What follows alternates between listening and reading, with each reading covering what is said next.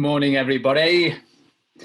Now, I want you to remember a time when you went to a birthday party, maybe not so long ago. And you know when the host of the birthday party says, "It's food time," you know when that happens? And everyone then dives up to the table, and there's usually an enormous spread of lovely food. And you know what happens then? I think this is what happens because I've seen it. Here's your empty plate.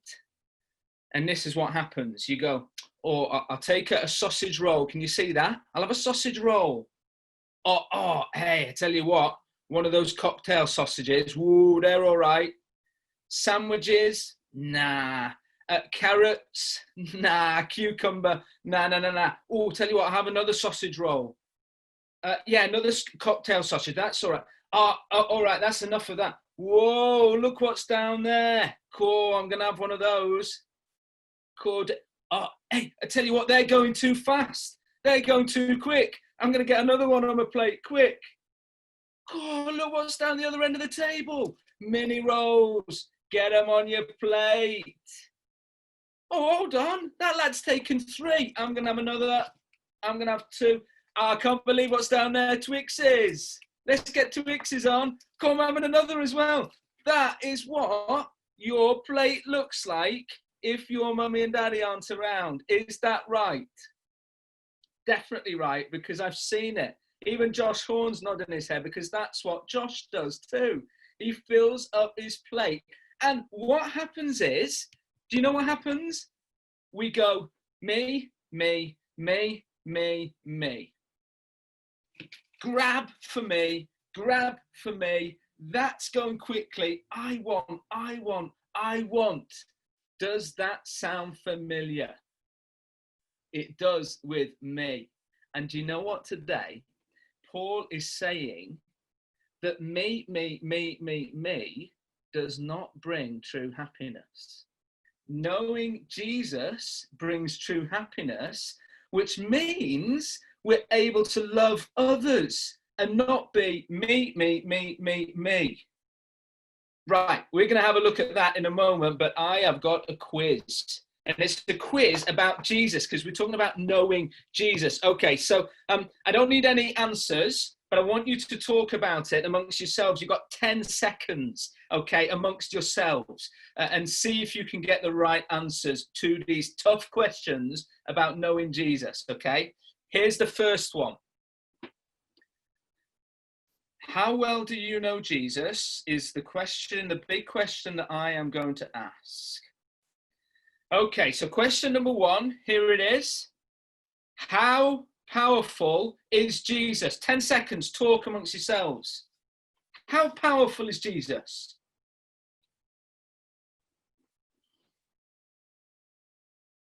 Three, 2, 1. Give me a wave if your answer is anything like this. Let's have a look at this. So powerful. I mean, was that kind of your answer? So powerful. Thanks, Rory. Rory's giving us a wave. Good. That's 1 out of 1. Second question. How strong is Jesus? 10 seconds. Go.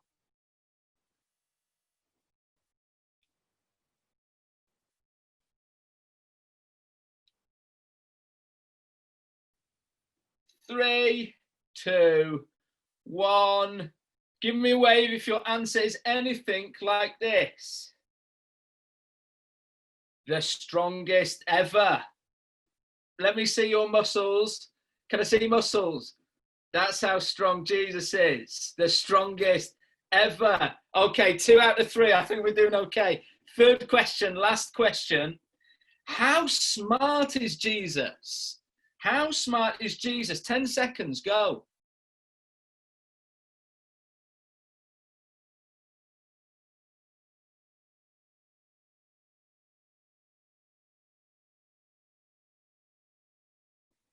Three, 2, 1. I want thumbs up if your answer is anything like this answer. The smartest guy that's ever lived. Thumbs up if you've given an answer similar to that one. So we're saying that Jesus He's the most powerful. He's the strongest. He's the smartest that's ever lived. Now listen to some of these words in Philippians chapter 2. That's the book that we're looking at in Understanding True Happiness. Understand these words about Jesus, okay? This is from the Bible, and it says this. I'm going to read it. If you can read, follow with me. Jesus himself was like God in everything. He was equal with God, but he did not think that being equal with God was something to be held on to. And then I've asked the question, why? Why didn't Jesus want to be as strong and as powerful and as smart as God when he came to earth? Okay, here's Paul again, and he says, he gave up his place with God and made himself nothing. He was born as a man and became like a servant. Why? Strongest, most powerful, smartest. Back to Paul. And when he was living as a man, he humbled himself and he was fully obedient to God. He obeyed even when that caused his death. Death on a cross. He's the strongest, he's most powerful, and he's the smartest. Why then did he have to die? Why then did he go to the cross and say, this is something I'm going to do? Why? You've all said he's the strongest, he's the most powerful, and he's the smartest. Why did he become like nobody to die a death so cruel? Do you know what the answer is? I think some of you know the answer. Some of you are putting your hand up. Here's the answer. Because of you. Do you get that? That Jesus, being the strongest, most powerful and smartest, he became nothing and he died because of you. Because he loved you so much. That death on the cross meant that you could come back to be with his Father God. Jesus emptied himself of everything. He said, I no longer am like God. I become like a servant for everyone because of you. I love you so much.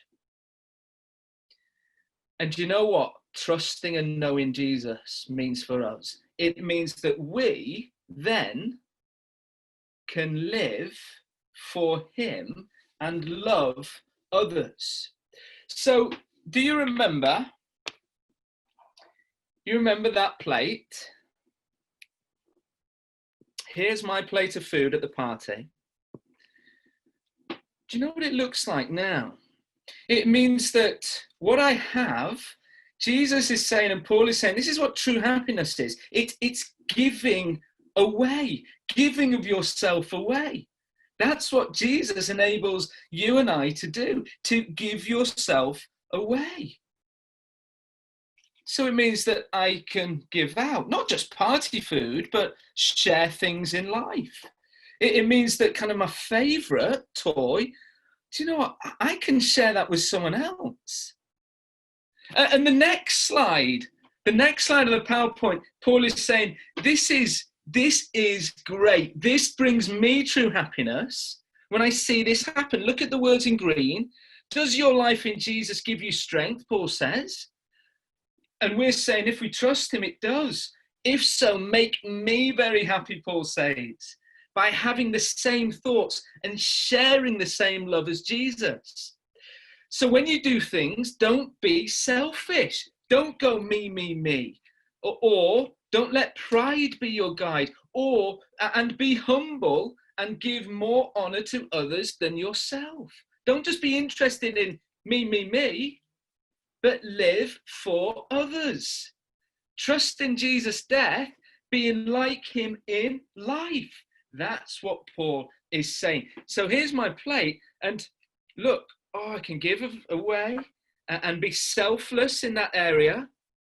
And you might think, oh no, what have I got left? What have I got left? And you know what Jesus says? if you keep giving of yourself, go on, keep giving of yourself. Do you know what? Do you know what happens? I will keep giving you more. I will keep giving you more. Look at that. More. Millions. Fruit corners. Kinder eggs. Snickers. Apples. More, more, more. Now, we know Jesus doesn't mean party food. We know that.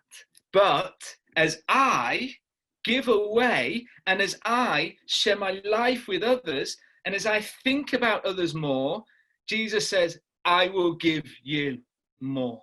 True happiness is knowing me and then loving others. I think that's a wonderful truth for us to think about today. So it's not me, me, me, me, me. It's give, give, give. And that's what brings true happiness. We're going to have time now to think about this in our group. So we're going to go straight into our groups to ask and answer these questions in our little family unit. And then we're going to come back and sing of Jesus being so wonderfully kind that he gives us these things. So I reckon about 6-7 minutes for this. Okay, 6-7 minutes to work these questions through with each other. Spend some good time talking them through. Then we'll sing together in 6-7 minutes. Enjoy.